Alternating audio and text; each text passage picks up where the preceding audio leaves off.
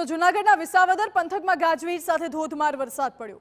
સિઝનનો સૌપ્રથમ વાવણી લાયક વરસાદ જૂનાગઢમાં પડ્યો છે।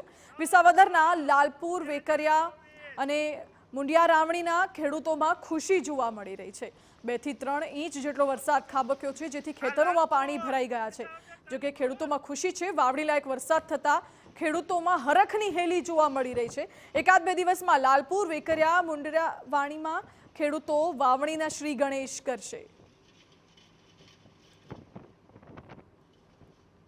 તો વિસાવદરમાં પણ ભારે પવન ફૂંકાયો અને વરસાદ ખાબક્યો। વરસાદના કારણે ખેડૂતોના ખેતરોમાં પાણી ભરાઈ ગયા, પરંતુ ખેડૂતોમાં હરખની હેલી છે, કારણ કે વાવણી લાયક વરસાદની શરૂઆત થઈ છે અને એકાદ બે દિવસમાં ખેડૂતો વાવણીના શ્રી ગણેશ કરવાના છે।